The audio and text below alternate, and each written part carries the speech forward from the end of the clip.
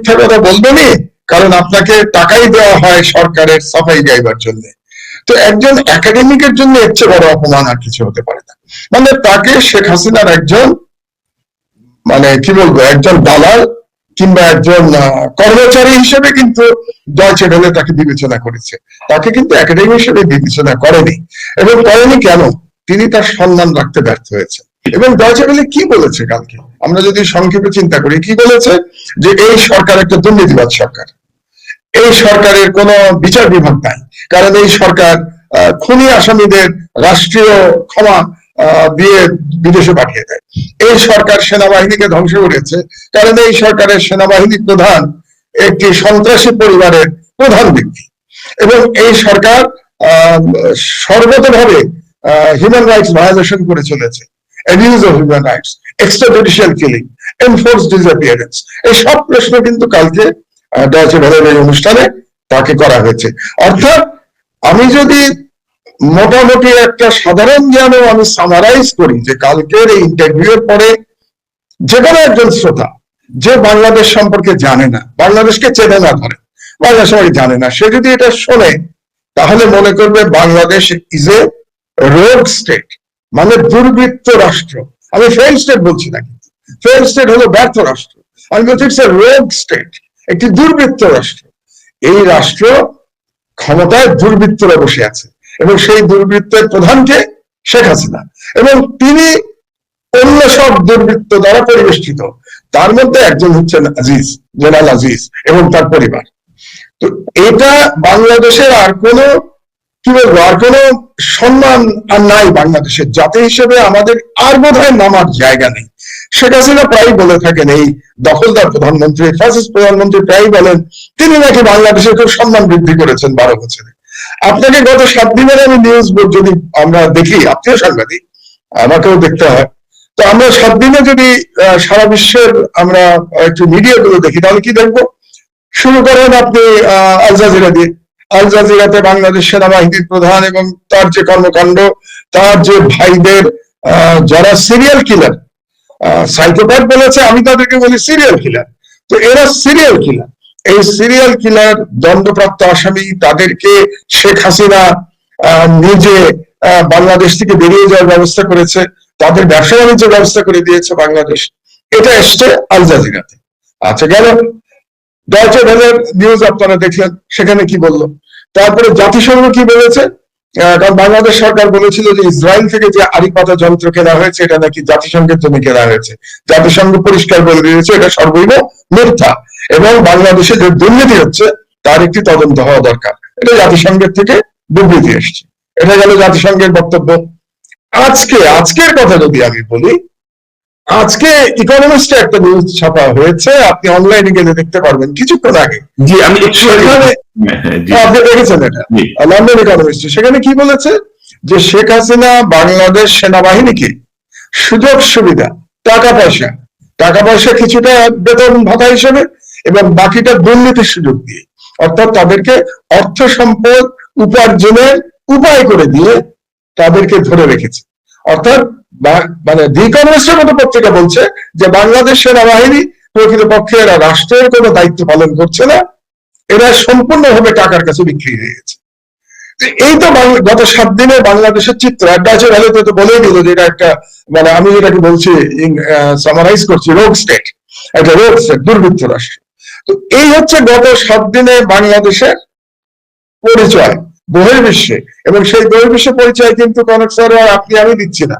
আপনি আমি তো সরকারের ঘোষিত শত্রু, তারা তো বলেই দিয়েছে যে আমরা ঘোষিত শত্রু। এটা কারা দিচ্ছে? International media. ওই ইন্টারন্যাশনাল মিডিয়াটি এখন কি করার চেষ্টা চলছে?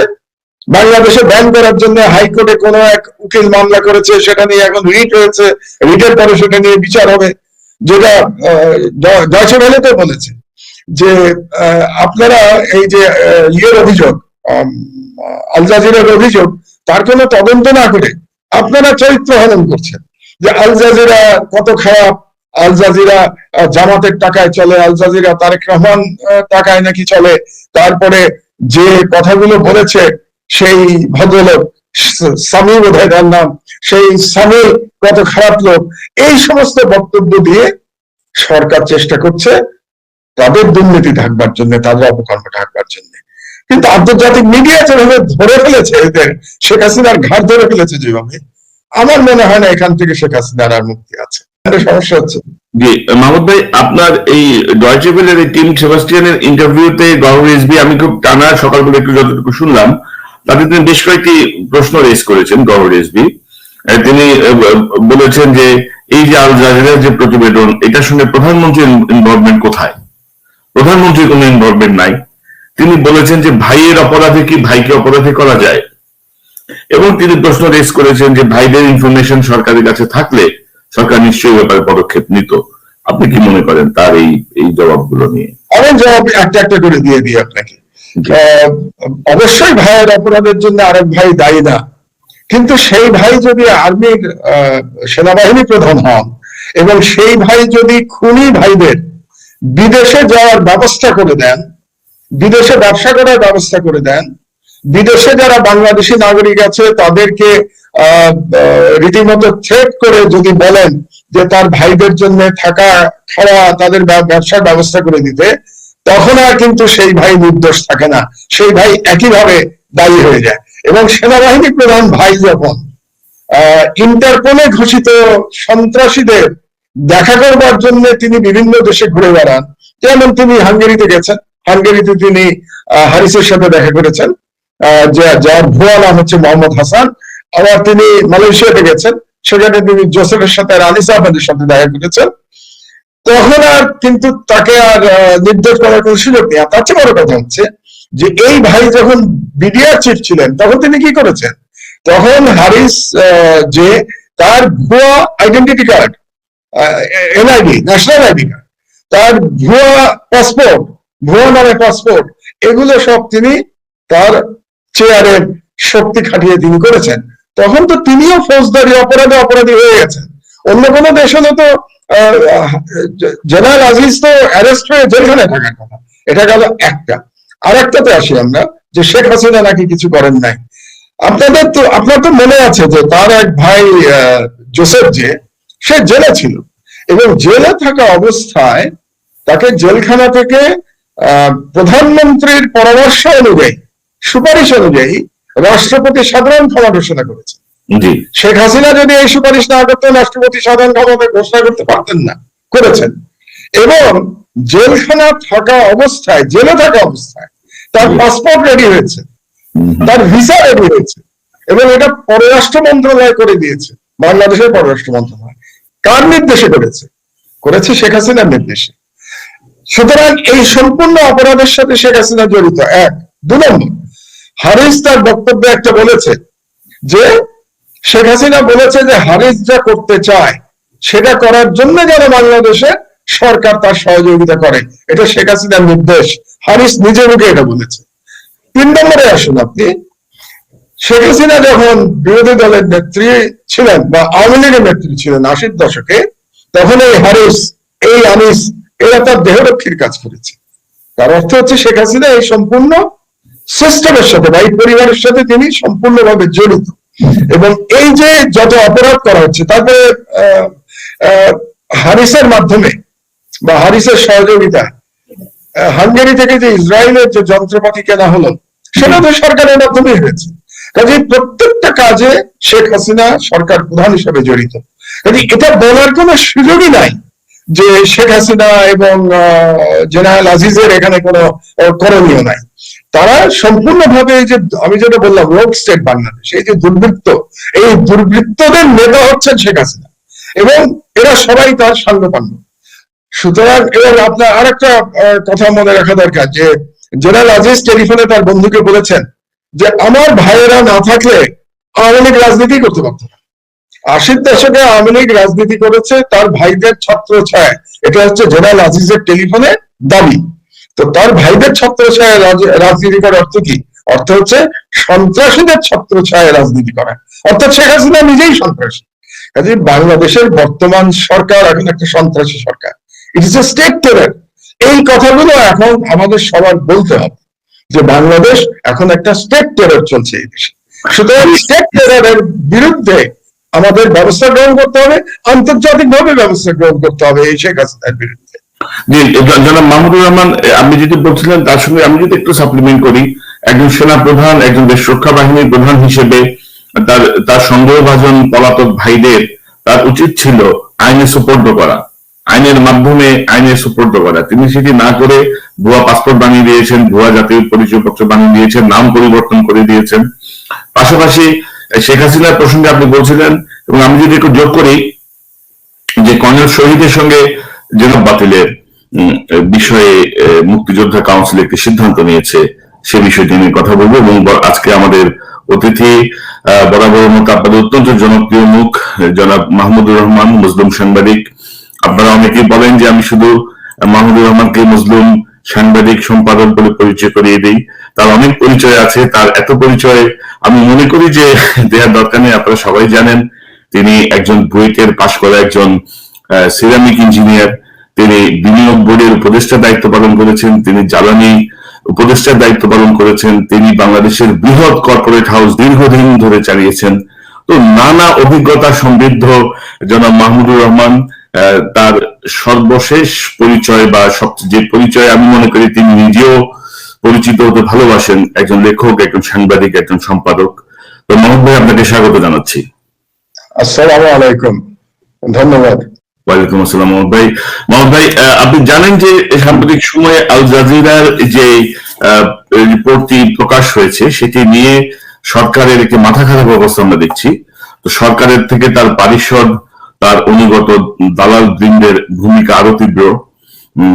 তারা ইচ্ছে মতো নানা রকম ভাবে কথা বলছে। এর মধ্যে গতকাল ডয়েচে ভেলেতে আমাদের অবৈধ প্রধানমন্ত্রী যদি বলি, তার উপদেষ্টা গওহর রিজভী একটি সাক্ষাৎকার দিয়েছেন।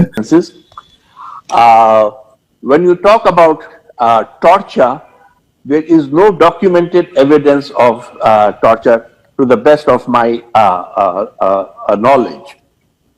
I'm sure you want to change the subject, Dr. Rizvi, No. and I'm sure you want to talk good things about your country because that's what you're paid to do. That's why you're No. a government. That's why you're a government advisor. Deutsche ভেলের এই ইন্টারভিউতে মূলত আমি যেটা বুঝলাম, তাকে কিন্তু আনা হয়েছে প্রধানমন্ত্রী, রাষ্ট্রের একজন গুরুত্বপূর্ণ উপদেষ্টা এবং একজন একাডেমিক হিসেবে। আপনারা জানেন যে গওহর রিজভী কেমব্রিজ, অক্সফোর্ড নানা বিশ্ববিদ্যালয়ে শিক্ষকতা করেছেন, অনেক ধরনের তার ব্যাপারে একটি সম্মানের বিষয়ে অনেকে নিশ্চিত করেন যিনি একজন শিক্ষিত মানুষ, একজন আন্তর্জাতিক খ্যাতিসম্পন্ন মানুষ। কিন্তু তার যে ইন্টারভিউ আপনি তো দেখেছেন, একজন একাডেমিক হিসেবে তাকে যে প্রশ্নগুলো করা হচ্ছে তিনি নিতান্তই দলীয় কর্মীর মতো সেগুলো জবাব দিচ্ছেন, বা আপনার পর্যবেক্ষণটা কি? তিনি একাডেমিক তো বটেই, এটা তো মানতেই হবে। শুধু আপনি অক্সফোর্ড কেমব্রিজের কথা বললেন, তিনি হার্ভার্ডেরও শিক্ষক ছিলেন, কিন্তু তিনি তার একাডেমিক যে সম্মান সেটা হারিয়েছেন অনেক আগে। এবং কবে হারিয়েছেন এটা একটু স্মরণ করিয়ে দেই আপনাকে। 11-এর সময় যখন শেখ হাসিনা বন্দী ছিলেন, তাকে যখন পার্লামেন্টের একটা বিল্ডিং এ সম্ভবত ডেপুটি স্পিকারের বাড়িতে বন্দী করে রেখেছিল 11 জান্তা, যখন বেগম খালেদা জিয়া বন্দী ছিলেন তিনি স্পিকারের বাড়িতে বন্দী ছিলেন।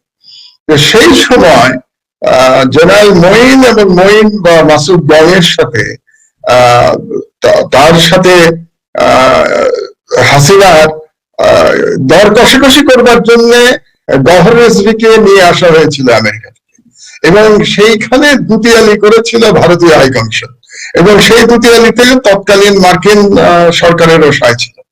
তো গওহর রিজভী তখন এসেছিলেন বাংলাদেশে। আসার পরে তখন একজন মেজর জেনারেল তখন হননি, তিনি তখন ব্রিগেডিয়ার ছিলেন, ডিজিএফ এর খুবই ক্ষমতাবান ছিলেন, তার নাম আমিন, ব্রিগেডিয়ার আমিন নামে সবাই তাকে চিনত।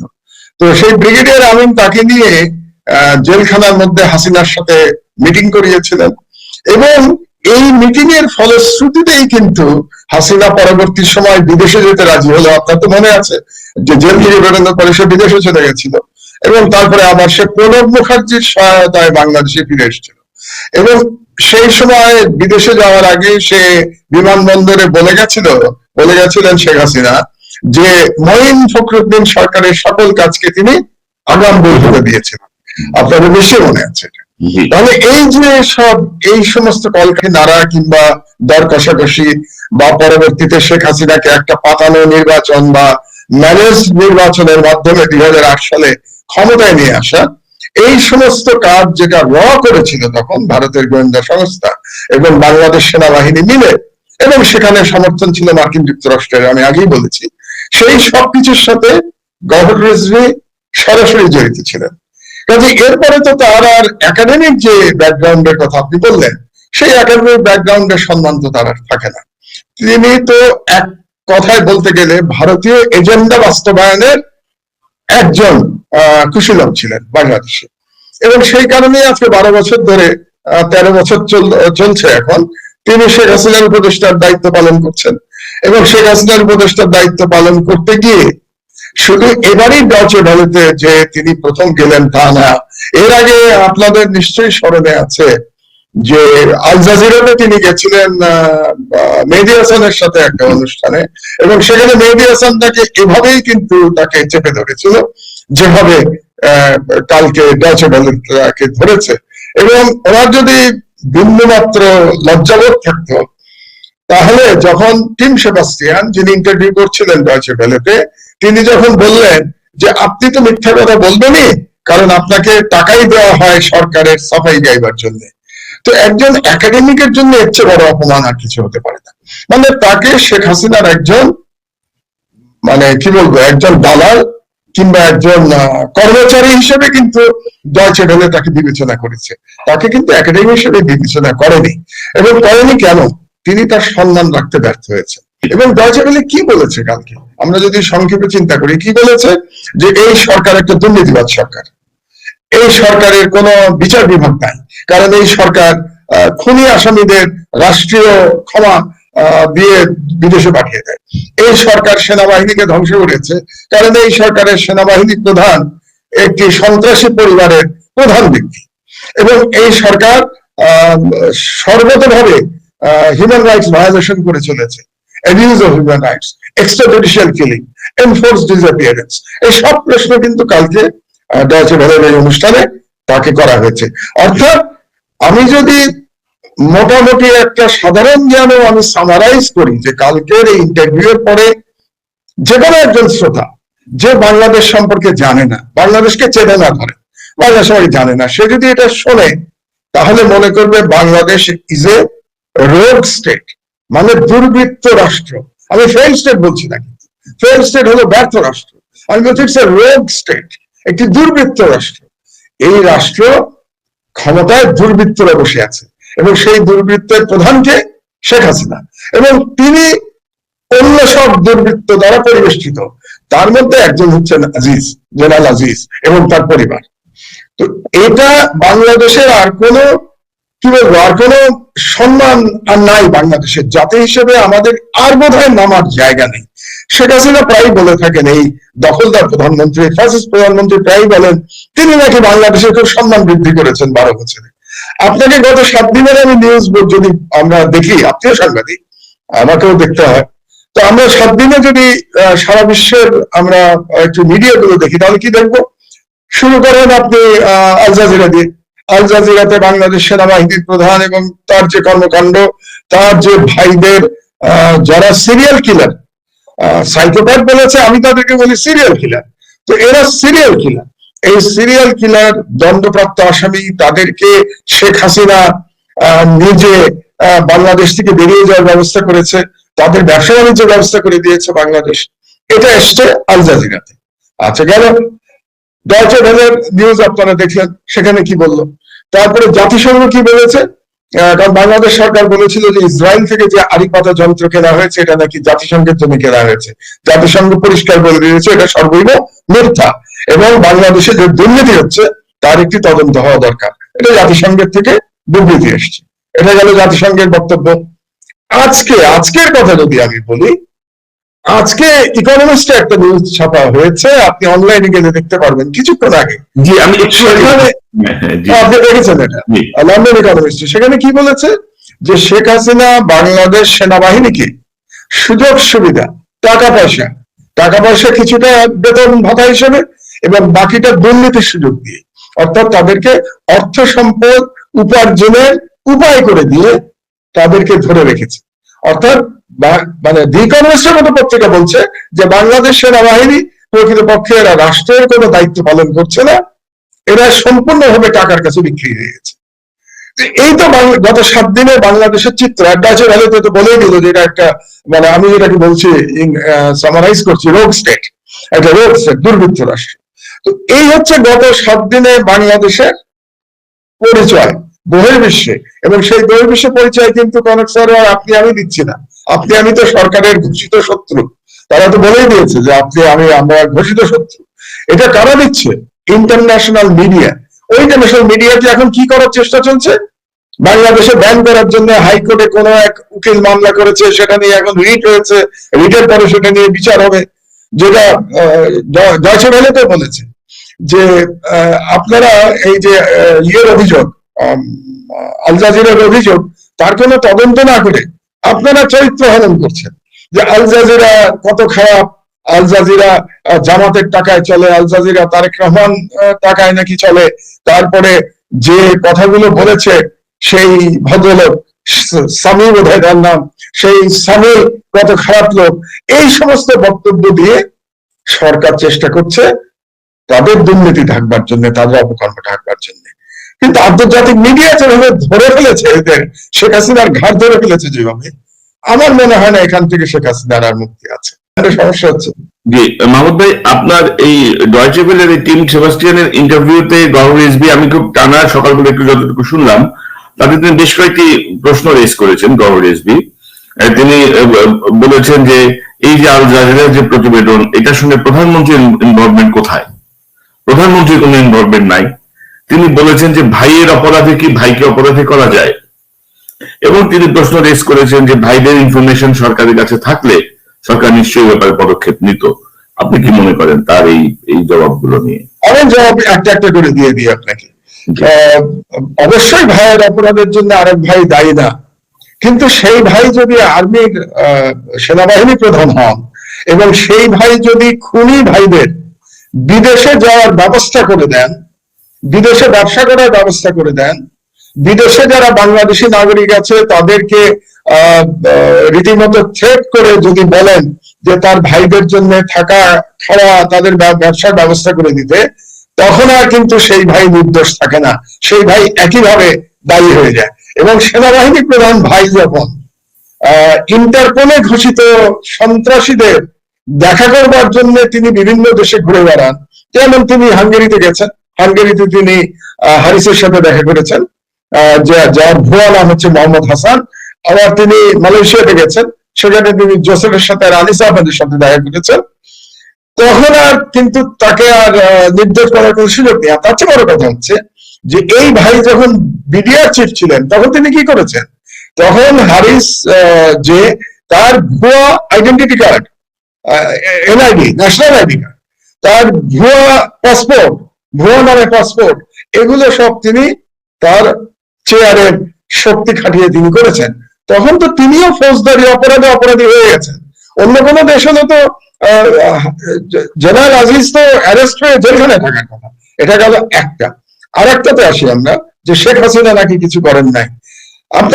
আপনার তো মনে আছে যে তার এক ভাই জোসেফ, যে সে জেলে ছিল এবং জেলে থাকা অবস্থায় তাকে জেলখানা থেকে প্রধানমন্ত্রীর পরামর্শ অনুযায়ী, সুপারিশ অনুযায়ী রাষ্ট্রপতি সাধারণ ক্ষমা ঘোষণা করেছে।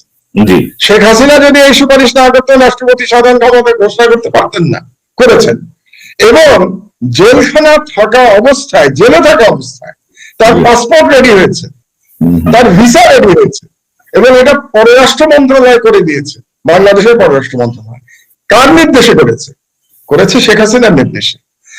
সুতরাং এই সম্পূর্ণ অপরাধের সাথে শেখ হাসিনা জড়িত, এক।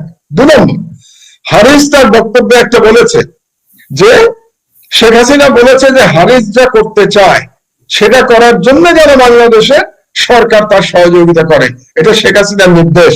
হারিস নিজে মুখে এটা বলেছে। 3 নম্বরে আসুন আপনি, শেখ হাসিনা যখন বিরোধী দলের নেত্রী ছিলেন বা আওয়ামী লীগের নেত্রী ছিলেন 80-র দশকে, তখন এই হারিস, এই আনিস, এরা তার দেহরক্ষীর কাজ করেছে, তার অর্থ হচ্ছে শেখ হাসিনা এই সম্পূর্ণ সিস্টেমের সাথে বা এই পরিবারের সাথে তিনি সম্পূর্ণভাবে জড়িত। এবং এই যে যত অপরাধ করা হচ্ছে, তারপরে হারিসের মাধ্যমে বা হারিসের সহযোগিতা হাঙ্গেরি থেকে যে ইসরায়েলের যে যন্ত্রপাতি কেনা হলো, সেটা তো সরকারের মাধ্যমেই হয়েছে। কাজে প্রত্যেকটা কাজে শেখ হাসিনা সরকার প্রধান হিসেবে জড়িত। কাজে এটা বলার কোনো সুযোগই নাই যে শেখ হাসিনা এবং জেনারেল আজিজের এখানে কোনো করণীয় নাই। তারা সম্পূর্ণভাবে যে আমি যেটা বললাম রোগ স্টেট বাংলাদেশ, এই যে দুর্বৃত্ত, এই দুর্বৃত্তদের নেতা হচ্ছেন শেখ হাসিনা এবং এরা সবাই তার সাঙ্গপাঙ্গ। সুতরাং এবার আপনার আর একটা কথা মনে রাখা দরকার যে জেনারেল আজিজ টেলিফোনে তার বন্ধুকে বলেছেন যে আমার ভাইয়েরা না থাকলে আওয়ামী লীগ রাজনীতি করতে পারত না। 80-র দশকে আওয়ামী লীগ রাজনীতি করেছে তার ভাইদের ছত্র ছায়, এটা হচ্ছে জেনারেল আজিজের টেলিফোনে দাবি। তো তার ভাইদের ছত্র ছায় রাজনীতি করার অর্থ কি? অর্থ হচ্ছে সন্ত্রাসীদের ছত্র ছায় রাজনীতি করা, অর্থাৎ শেখ হাসিনা নিজেই সন্ত্রাসী। কাজে বাংলাদেশের বর্তমান সরকার এখন একটা সন্ত্রাসী সরকার, it is a state terror. এই কথাগুলো এখন আমাদের সবার বলতে হবে যে বাংলাদেশ এখন একটা স্টেট টেরর চলছে এই দেশে। সুতরাং স্টেট টেররের বিরুদ্ধে আমাদের ব্যবস্থা গ্রহণ করতে হবে, আন্তর্জাতিকভাবে ব্যবস্থা গ্রহণ করতে হবে এই শেখ হাসিনার বিরুদ্ধে। জি, জনাব মাহমুদুর রহমান, আপনি যেটি বলছিলেন তার সঙ্গে আমি যদি একটু সাপ্লিমেন্ট করি, একজন সেনা প্রধান, একজন দেশ রক্ষা বাহিনীর প্রধান হিসেবে তার সন্দেহভাজন পলাতক ভাইদের তার উচিত ছিল আইনে সুপর্দ করা, আইনের মাধ্যমে আইনে সুপর্দ করা। তিনি সেটি না করে ভুয়া পাসপোর্ট বানিয়ে দিয়েছেন, ভুয়া জাতীয় পরিচয়পত্র বানিয়ে দিয়েছেন, নাম পরিবর্তন করে দিয়েছেন। পাশাপাশি শেখ হাসিনার প্রসঙ্গে আপনি বলছিলেন, এবং আমি যদি একটু যোগ করি যে কর্নেল শহীদের সঙ্গে জেনারেল আজিজের যে ফোন আলাপ, সেখানে জেনারেল আজিজ বলছেন যে রাষ্ট্রপতি তাকে 9 মাস আগেই কনফার্ম করেছে যে he will be the next army chief, এবং এই সময়ের মধ্যেই তার ছোট ভাই জোসেফকে ক্ষমা করে যেন তার এই পদটাকে একটু নিষ্কলুষ করা হয়। তো তাতেই তো বোঝা যায় যে প্রধানমন্ত্রীর পরামর্শ ছাড়া তো রাষ্ট্রপতি এই কাজ করে নাই, রাষ্ট্রপতির সেই ক্ষমতাই নাই। সো প্রধানমন্ত্রী ইনভলভমেন্ট নাই, এই কথাটা বোঝার জন্য কি আমাদেরকে কি রকেট সায়েন্স পড়তে হবে কিনা আল্লাহ জানে। এগুলো হচ্ছে কি, এগুলো হচ্ছে খড়কুটো ধরে বাঁচার প্রচেষ্টা। মানুষ যখন ডুবে যায় সমুদ্রে, তখন খড়কুটো ধরে বাঁচতে চায়। তো এই সরকার তাদের কুকর্মের সমুদ্রে নিজেরাই ডুবে যাচ্ছে। তো এখন সেখান থেকে বাঁচার জন্য গওহর রিজভী এই ধরনের একজন বয়স্ক মানুষ, আমারই বয়স হয়েছে, আমারই 67 বছর বয়স, গওহর রিজভীর বয়স বেড়ে 75-এর কাছাকাছি। এই ধরনের একজন বৃদ্ধ ব্যক্তি, একজন আপনি বললেন একাডেমিক, অবশ্যই তিনি বড় বড় জায়গায় প্রফেসর ছিলেন, তিনি কিভাবে এই ধরনের মিথ্যা দাবি করতে পারেন? এটা ভাবা যায় না। মানে জীবনে এত সম্মান অর্জন করার পরে ধরুন গওহর রিজভীর ছাত্রছাত্রী যারা, তারা এখন দেশের বিভিন্ন দেশে অত্যন্ত গুরুত্বপূর্ণ পজিশনে কাজ করছেন বা যতটুকু জানা যায়, তো সেখানে তার এই মিথ্যাচার তার নিজের ক্রেডিবিলিটিকে শূন্যের কোঠায় নিয়ে গেছে। এবং মাহমুদ ভাই, আপনি জানেন কিনা জানি না, মাঝখানে আমরা একটু শুনতে পাচ্ছিলাম যে ইন্ডিয়ান প্রেসক্রিপশন হচ্ছে নেক্সট নির্বাচনের আগে গওহর রিজভীকে বাংলাদেশের প্রেসিডেন্ট করা, আফতার আব্দুল হামিদ। কারণ 2023-এর যে নির্বাচন, সেই নির্বাচনে যে সিচুয়েশনটা ক্রিয়েট হবে, ইন্টারন্যাশনালি সেটিকে মিনিমাইজ করার জন্য বা যোগাযোগ করার জন্য হাসিনাকে পরামর্শ দেওয়া হয়েছে গওহর রিজভীকে রাষ্ট্রপতি করা হলে তিনি হয়তো কিছু জিনিস মিট আপ করতে পারবেন। এবং পাশাপাশি আপনাকে বলে রাখি, গওহর রিজভী কিন্তু ব্রিটিশ সিটিজেন এবং তিনি তার এই পাসপোর্ট জমা দিয়েছেন বা নাগরিকত্ব ত্যাগ করেছেন, সেরকম তথ্য কিন্তু আমাদের কাছে নাই। আপনি যদি একটু মন্তব্য করেন। না, এখানে বড় কথা হলো যে 2023 পর্যন্ত এই দখলদার প্রধানমন্ত্রী যদি রাষ্ট্র ক্ষমতায় থাকে, তাহলে আমাদের আর মুখ লুকানোর জায়গা থাকবে না।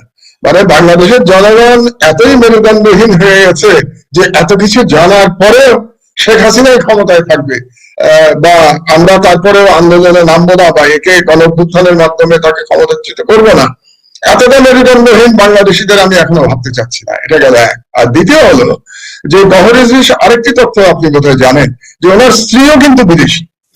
তো সেক্ষেত্রে আমি জানি না বাংলাদেশ সংবিধানে কোন বিদেশি স্ত্রী থাকলে তিনি রাষ্ট্রপতি হতে পারবেন কিনা, এরকম কোন আইন আছে কিনা আমার ব্যক্তিগতভাবে জানা নেই। একসময় আইন ছিল যে আপনি অ্যাম্বাসেডর পদে যদি যান তাহলে বিদেশি স্ত্রী থাকলে আপনি অ্যাম্বাসেডর হতে পারবেন না। এই আইনটি পরিবর্তন করা হয়েছিল 1/11-এর সময় এবং বিশেষ এক ব্যক্তির জন্য। তিনি হলেন সিপিডির দেবপ্রিয় ভট্টাচার্য। দেবপ্রিয় ভট্টাচার্যের স্ত্রী রাশান। তো 1/11-র যে ষড়যন্ত্র এটার সাথে দেবপ্রিয় জড়িত ছিল। দেবপ্রিয় প্রথম আলোর কি নাম মতিউর রহমান, ডেইলি স্টারের মাহফুজা নাম, এরা সবাই জড়িত, এরা তো এক গ্রুপ, এরা সবাই জড়িত ছিল। তো 1/11-এর সরকার তার পুরস্কার স্বরূপ দেবপ্রিয়কে যখন ইউনাইটেড নেশনস এর অ্যাম্বাসেডর করে পাঠালো তাকে জেনেভায়, তখন দেখা গেল যে তার স্ত্রী তো রাশান, সে তো এই পদে যেতে পারবে না। তখন তার জন্য বাংলাদেশে আইন পরিবর্তন করা হয়েছিল। এভাবেই বাংলাদেশের সমস্ত স্বাধীনতা সবকিছু বিসর্জন গেছে আর কি। তো গভর্নর রিজভিকে প্রেসিডেন্ট করার চেষ্টা করতেই পারে। হাসিনা যদি ক্ষমতায় থাকে তাহলে রাম শ্যাম যদু মধু যাকে ইচ্ছা তাকেই সে প্রেসিডেন্ট করতে পারে। প্রেসিডেন্ট তো হাতের পুতুল ছাড়া আর কিছু না শেখ হাসিনা। তো এবং সে কি আন্তর্জাতিক যোগাযোগ রক্ষা করবে আমি জানি না, তবে আন্তর্জাতিক যোগাযোগের গল্পটা আমি প্রথমেই আপনাদেরকে বললাম যে 1/11-এর সময় আর্মির সাথে পুরো যোগাযোগ